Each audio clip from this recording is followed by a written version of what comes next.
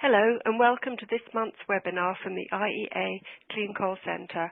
My name is Deborah Adams and I'm Communications Manager here at the Centre. Our webinars are based on our technical reports which are available from our website www.iea-coal.org. Residents of member countries and employees of sponsoring organisations can download our reports at no charge after a one-off registration. Please visit our website for details. Today's webinar is on the challenges and opportunities for coal gasification in developing countries and is presented by our General Manager, Dr. Andrew Minchner. Andrew's report on this subject is available now from our website. If you have any questions to ask Andrew during his presentation, please use the Ask a Question box at the top of your screen.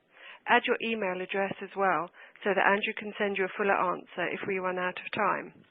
Okay, over to you, Andrew. Thank you, Debo. Good afternoon, ladies and gentlemen. As Debo says, I'm going to talk to you about a study that was recently issued and appears available on the IEA Clean Coal Centre website, which is Coal Gasification Challenges and Opportunities for Developing Countries.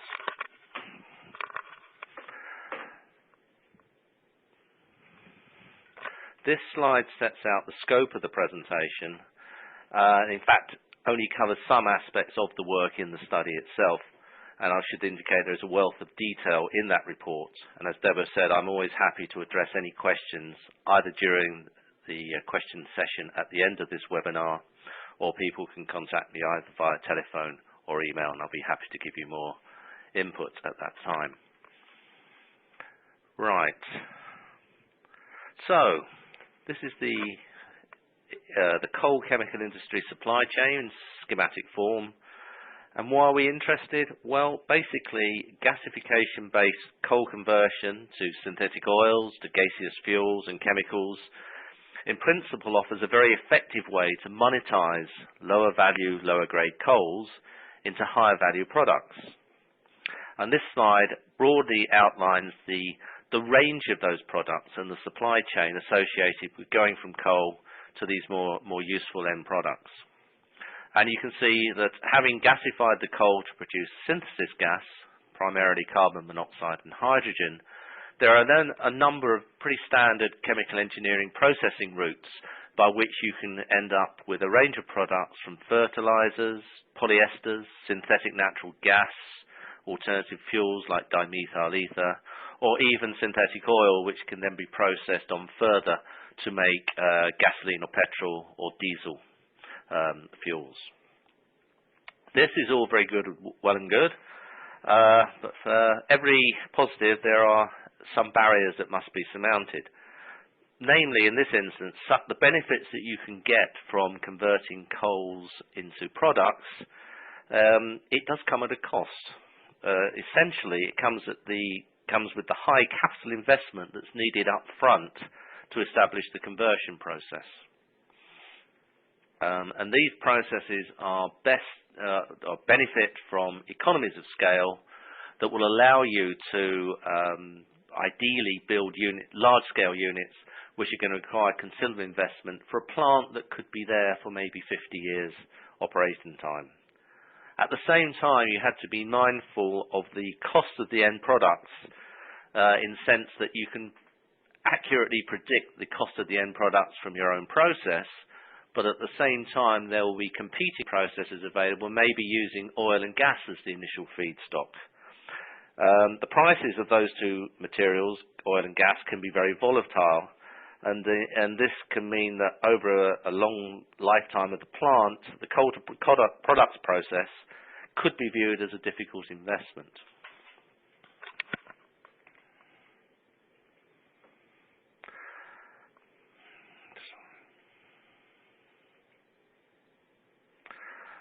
This slide and the next one were put together by Sasol of South Africa in 2006 for an IEA coal-to-oil workshop. In my opinion, these views remain as relevant now as they did then. What's set out here is the prerequisites to allow you to assess the potential for a coal conversion project. First and foremost, you need large reserves of low-cost coal that can be gasified to support very large coal-to-chemical, gaseous and liquid fuel projects. In an ideal situation, this should be what would be known as a stranded coal, either due to its low quality, it may be a low rank coal or a high ash coal, or its location, which can make it unsuitable to be utilised effectively and efficiently for any alternative applications. I think one of the most important issues is a government's ability and indeed will to provide enabling support for the very large capital investments that I referred to in the previous slides. And the reason the government may well be the driving force behind some of these projects is that on the grounds of improved energy security, because by making oil and gas products from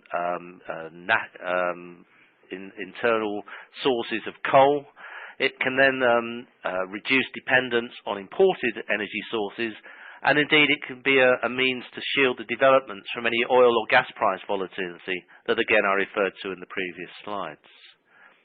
There are some further considerations that need to be thought about. For example, in a country that has both indigenous supplies of coal, but also has active oil and natural gas industries, it may, in overall terms, be more cost-effective to invest into expanding the oil and natural gas activities within that country than picking up on coal, if that's not a major source of use in the country. There are a number of technical and economic issues to address to ensure acceptable utilisation of the coals for gasification applications. And there's also a need to think in terms of, perhaps from the national economy, what are the gasification products that would most benefit that economy, perhaps in terms of usage within the country itself, or indeed in the production of products that can be used put into the export market. There's a need very much to look at the infrastructures that are required for these projects, both for the supply of feedstocks, but more especially for the transporting of the end products, either to the areas where they might be used in that country or to the ports for export activities. And then last but far from the least, there's a need to look at the institutional capacity requirements, perhaps in terms of the capability of a workforce to support gasification plant construction and operation. With all that in mind, I had a look at the countries on a worldwide basis to determine those that are currently, the developing countries that are currently particularly active in coal conversion projects, those that have the potential to be particularly active but are an earlier stage of development. And then the majority of the other countries, which are the ones in purple and black, are ones where there is significant potential, but for various reasons that potential is not really being realised. Let's leave aside Russia and Kazakhstan, which have major oil and gas interests that would be put ahead of exploiting their very large quantities of low-grade coal. And that's perhaps also true of Brazil, where it has a major oil and hydropower applications such that the need for coal is less obvious. But countries like Indonesia and India, Pakistan, Botswana and Zimbabwe, for example, all have very significant potential for coal conversion, but essentially it's not happening in those countries at present, primarily because of a lack of a coherent government vision in terms of the way they want to go forward, and indeed the lack of an enabling environment that would encourage inward investment to get such projects underway. In contrast, we have South Africa, where coal-to-chemicals, coal conversion has been operational for many decades, and we have China, where over the last 10 years there has been a massive development of a coal conversion industry, which is I'm going to spend some time in the latter part of this presentation giving a more detailed consideration.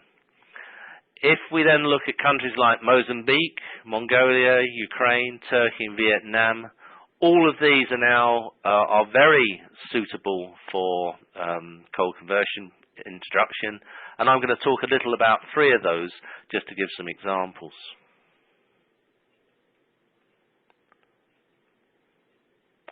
Let's first look at Mongolia. Mongolia is a large landlocked country. It's the 19th largest country in the world on a geographical basis, with one of the smaller populations. It's bounded by Russia to the north and China to the south, east and west. It has massive deposits of coal. You can see in this slide the grey brown areas to the north and the east of the country are major lignite deposits, whereas the golden coloured deposits to the west and south of the country are the major sources of hard coals. In the north of the country especially, there's considerable water available, so we have the right ingredients for coal conversion readily available. And most importantly, there's a very strong driver to establish some means of converting coal to oil and gas products, basically on the grounds of energy security. While the country has massive deposits of coal, it has almost no oil deposits, and as of now has not established any gas deposits within the country. So at the moment it's end products like like petrol or diesel are imported from Russia. These are both expensive and represent a security of supply issue. As they have plenty of lignite and water available, they believe that they could supplement or replace those imports with synthetic fuels along the lines I've already indicated. There's very positive government support for this. There's cooperation underway between local companies and technology suppliers. And the studies that have been undertaken, and these are rigorous studies, suggest that whereas at the moment it costs them between $1,000 and $1,100 per ton for petrol or diesel, it suggests they could make them from lignite, in indigenous lignite sources within the country, for something like $640 to $650 per ton, which gives you an attractive price differential and would seem to make it worthwhile to proceed with the projects. On the downside, there's very limited number of people in the country and very limited technical and economic capacity within the bulk of those people. Very limited, as in almost no infrastructure apart from in the capital of Ulaanbaatar. And there's a very small national GDP, so if any of these projects were to go forward, they would need external financing. And currently, for a number of reasons that I haven't had time to go into here, Mongolia is seen as a risky investment, at least in the mining sector. And it remains to be seen whether that risk will impact on some of these coal-to-chemical plant processes going ahead. There does appear to be some promise at present, which is to be encouraged, but it's by far from being as yet a done deal. If we look at Mozambique, we have a similar sort of situation there. Lots of coal reserves have been discovered. They're starting to be exploited by international companies. There would appear to be a market for coal-to-liquid products within the country, and also for exports. The active mining projects that are being developed by the international companies result in the coal that is mined being washed to give a higher grade product for export. And the high ash rejects and the coal preparation wastes arising from those processes can be used as a gasification feedstock. There's a number of quite detailed studies underway to complement the mining activities and see how the coal-to-liquids processes can be integrated into the energy structure such as it is within the country. But again, we have lack of technical and economic capacity. There's a very small national GDP, so there's a need for external financing. There's a lack of infrastructure that's already affecting the mining business, let alone any new businesses that might be established.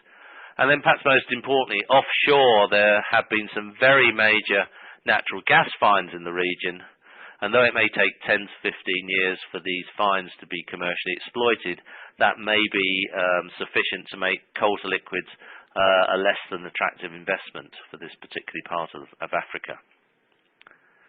Finally, the Ukraine.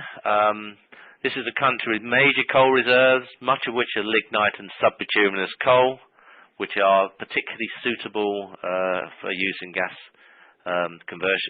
coal conversion processes.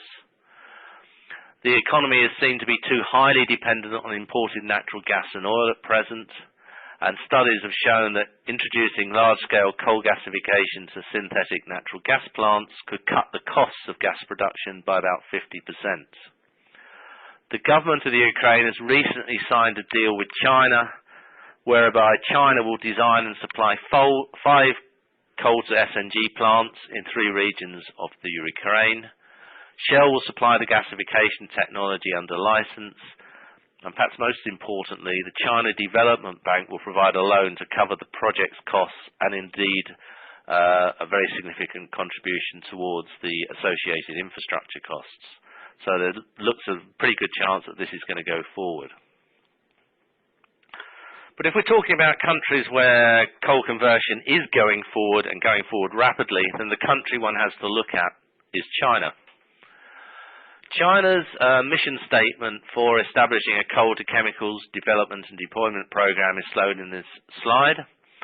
And I'll quickly go through that. The aim is to establish a modern coal-chemical industry, and they've started that by having a number of development and demonstration projects, and they're now intending to upgrade those demonstration projects to pick the winners, which will be the ones that offer the higher energy conversion efficiency, have a suitable geographical location where there is both adequate and suitable coal supplies and, most importantly, sufficient water availability, as well as offering prospects for extending the industrial chain to promote local economic and social development, which otherwise is known as offering more jobs to the local population. Most importantly, it will include a focus on the construction of projects for clean production, utilization, processing and conversion of low calorific value coal. So it's low grade and low rank coals that are going to be used as the primary feedstocks in this program. That mission statement is China's statement of intent, and the way that it goes about implementing it is in 5-year plans. And the first major one where this was relevant was the plan that ran from 2006 to 2010, at which time China was in the process of looking at, testing and evaluating different technologies and different coal conversion techniques. As you can see here, they were looking at a range of different gasification technologies, seeing their suitability for converting the coals that China had available, and then looking at the associated downstream processes for producing the chemicals and synthetic fuels. It's been looking at the technical viability of these processes, a range of them in fact, but also very importantly looking at the economic viability of the products they can make from these technologies and comparing to imported alternatives usually being made from oil or gas.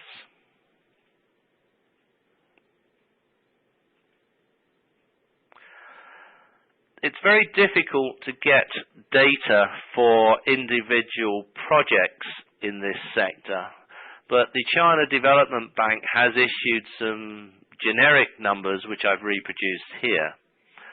This was actually for the comparison of a gasification-based coal conversion plant, which was going to end up making, amongst other things, a gasoline and diesel fuels, and indeed jet fuels. It was comparing it to a non-gasification process, what is known as a direct coal conversion process, which we don't really need to consider within this presentation. But what the assessment was doing was looking at what it would cost to make a barrel of crude oil, and that cost being US dollars per barrel, and then seeing how that varied with the changes in the input price of coal for these applications. And we're interested in what's known as the indirect process here. That's the gasification process, the ICL process. And I think you can see that, you can see that if the oil prices are above about $100 a barrel and the coal is no more than about $100 a ton, then there would appear to be a comfortable financial operating margin for the process.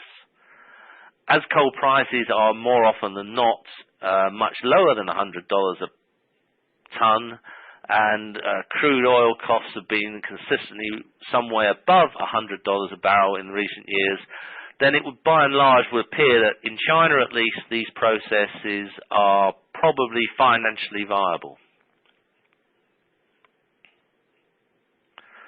We also have to consider the environmental aspects. Now this slide shows how many tons of coal it takes to make a ton of end product. It's showing synthetic oil, olefins, and ethylene glycol. It's also showing there how much water needs to be consumed on a ton-per-ton basis. And it's also showing how much the CO2 emissions there are in the production process itself. That doesn't include the CO2 emissions that would result from the fuel or whatever subsequently being used. In the bottom right-hand corner, there's a little schematic map of China, and that's been color-coded to show the relative coal resources in the different provinces of China. And the provinces that have the most coal resources are in the northwest of the country, in Xinjiang, and in primarily in northern China, in Inner Mongolia, with also significant amounts in Shaanxi and Shaanxi province. The coal in these provinces is particularly suitable for gasification applications, but water availability can be a problem in these more northern parts of the country where much of the regions are quite arid in nature. So whereas these are the right places to site the projects because of the proximity of the coal, there's a need to be very careful in how the water is utilised, and indeed the government has encouraged very strongly the introduction of various water recycling techniques, while also pushing its energy and carbon intensity limits to be applied to help to meet its internal sustainability agenda. This slide picks up on that for the current 5-year period from 2011 to 2015.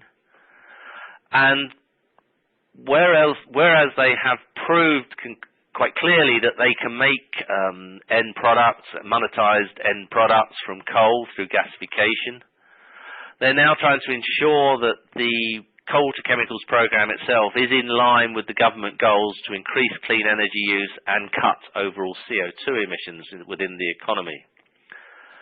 There's also a very strong push to establish very large-scale coal-to-synthetic natural gas processes, and it looks like they're going to move ahead on scaling up some of their various coal-to-oil technologies. They're also now looking to apply large-scale coal gasification for production of olefins, because this allows them to establish some very high-value added markets for plastics and fibres. And at the same time, they're still continuing their earlier phase of operation and looking at other techniques that might be appropriate, coal-to-glycol for one and coal-to-arithmetic processes for another, but this is at a much smaller scale than the other techniques that I've been talking about.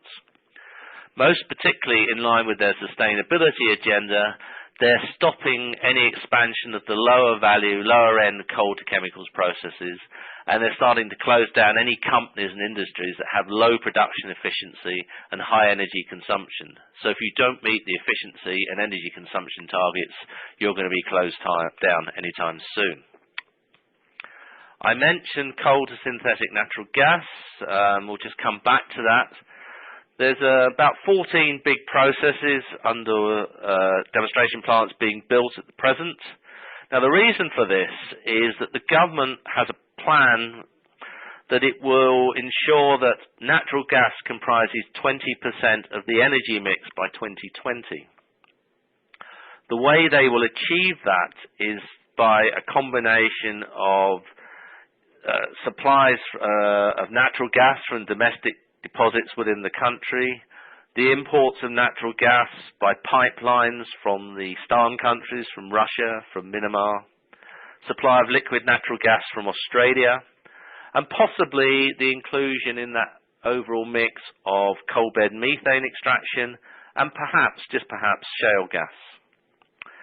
However, to ensure that they can achieve the overall mix, because there's certainly some uncertainties regarding coal bed methane and shale gas, coal to synthetic gas is seen as critical to ensuring the 20% target is met, at least in the near to medium term. This lists those coal to SNG projects that will come online, or at least the first phase will come online in all cases by 2016. These are the early stage projects, and the point I want to address, apart from pointing out that almost all these projects are in the Xinjiang and Inner Mongolia regions that I referred to previously, is to spend a little time talking about the project owners and the reasons why some of these companies have now got involved. Many of these companies represent power, coal, oil and gas companies, and what they're doing is diversifying from their core businesses to become broad-based energy companies. For example, we have Datang, Huaneng, Guadian and Coal CPIC. These were once power companies, but they now own their own coal assets, and they're also building up a portfolio of coal conversion plants. Xinhua is the major coal producer in the country, but it now has a major power portfolio plus coal conversion projects. And then similarly, we have Sinopec and Canuck, which are the leading oil and gas companies within China. And they are not only establishing coal conversion projects, but they're also taking the lead in establishing the pipelines for taking the end products from these more remote provinces over to the eastern and southeastern seaboard, where the majority of the industrial production that needs these end products is located.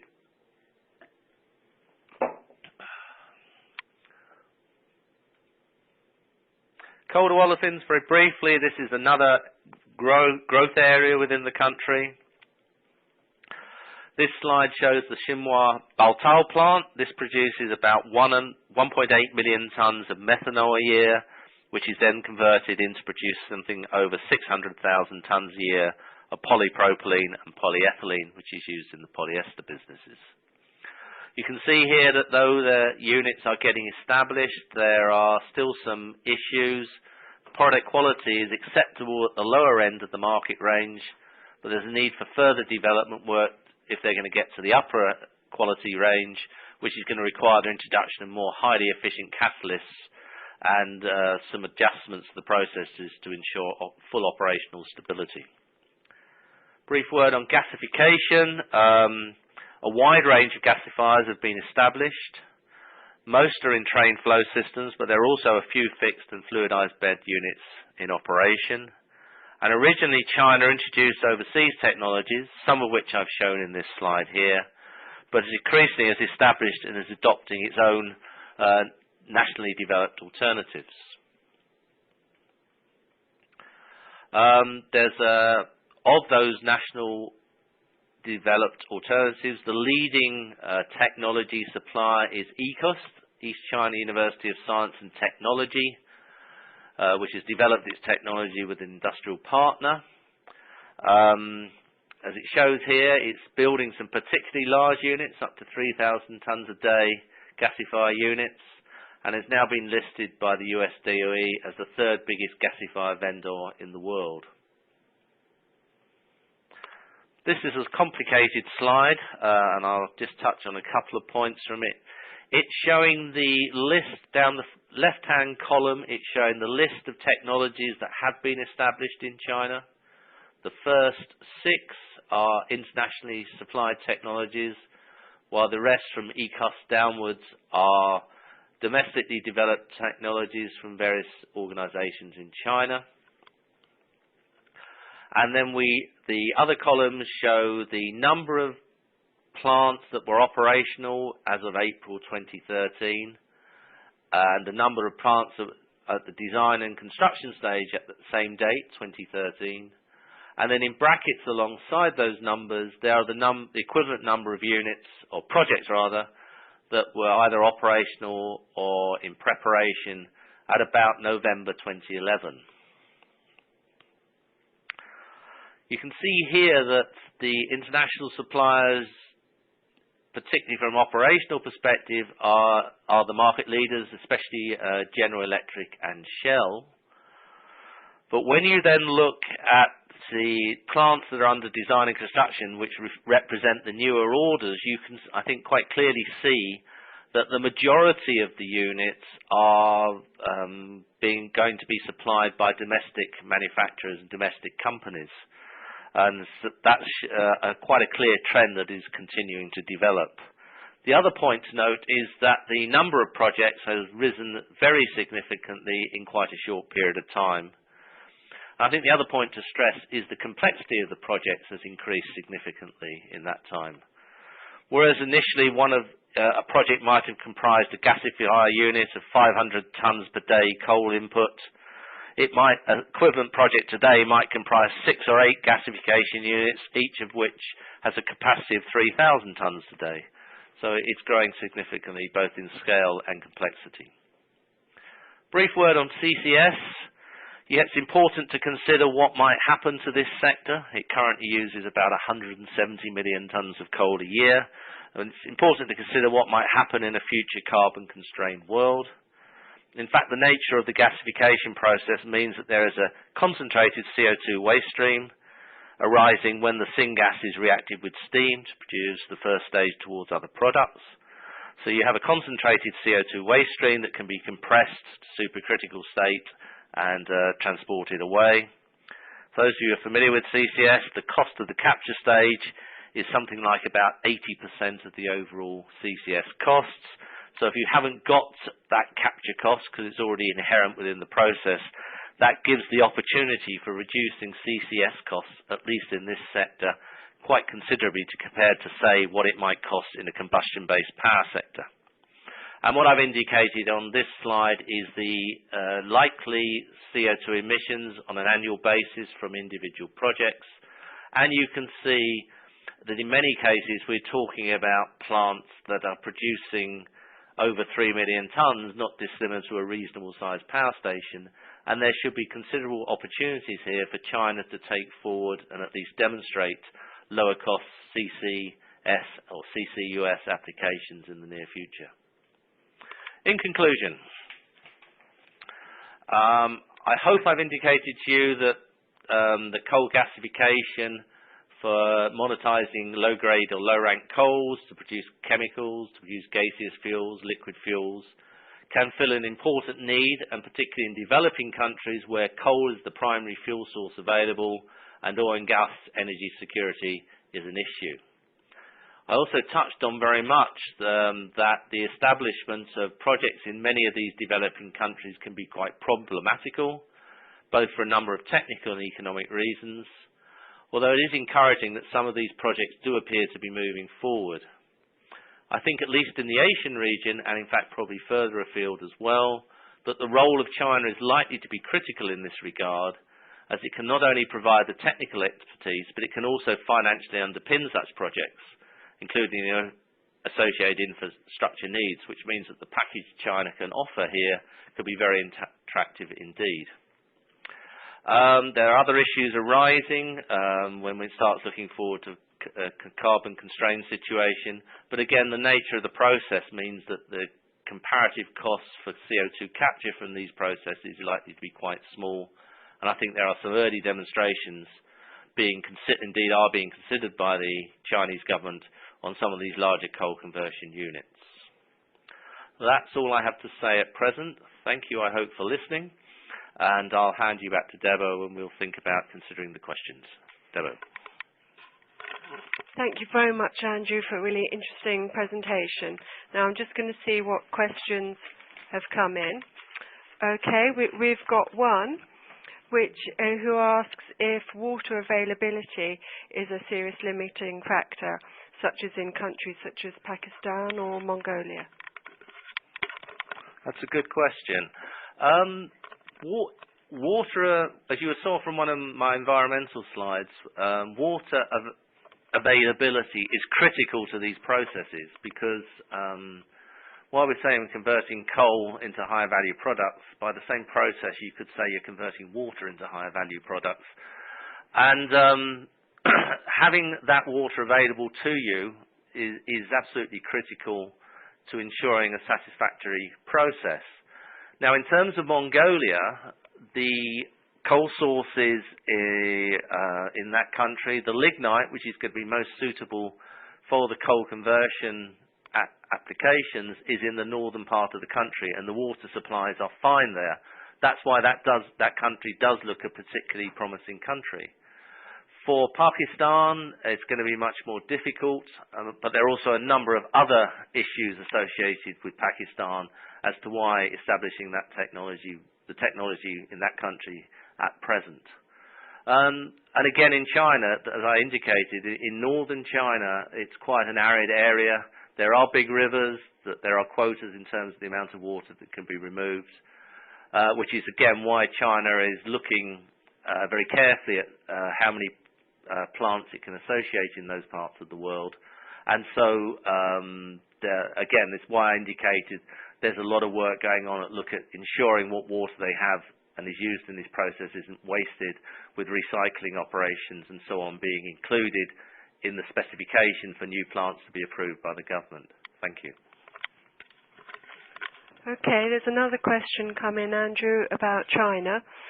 Is China considering UCG or only surface gasification? And then as a follow-on, does China have any significant CO2 storage sites? That's a very full and comprehensive question, a very interesting question. China is considering UCG, but I think it's fair to say, and correct me if I'm wrong, but like many other countries that are also considering UCG, this is a technology that hasn't quite got there. So there are a number of, or were certainly a number of demonstration projects of underground coal gasification. And clearly, if you can get that to work, it gives you a lot of opportunities, particularly in China, because at present, both for lignite and hard coals, almost all of the coal has to be mined. So any process whereby you could extract the energy value of that coal without going to the issue of mining, which is one of the obvious pluses of UCG, would be very attractive in the Chinese situation. But right now, the processes that I've been talking about are all based on surface gasification. As I indicated very briefly, I appreciate it was very brief, towards the end of my presentation, the nature of the gasification process particularly lends itself to CO2 capture. And there's a lot of recognition in China that is a process that could be of value to them. Rather than straight storage at present in China, the focus is on utilization of the CO2 rather than, say, storage in saline aquifers. And so there's a lot of focus on the utilization of the CO2 for EOR, enhanced oil recovery applications. I wouldn't say, from my own experience of working on a number of CCS projects in that country, that is a particularly long-term route for China. The oil fields are comparatively small, comparatively heterogeneous, and it's quite, which would tend to, I think, make the cost of storage rather higher in those than you would see in, say, some of the big fields in the North Sea, just off the UK coast.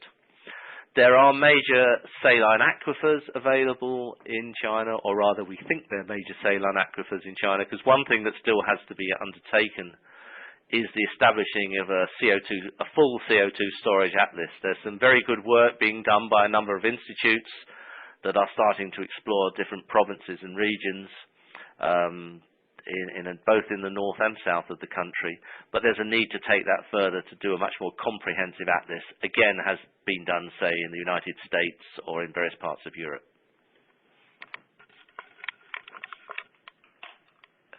And here's another question for you, Andrew.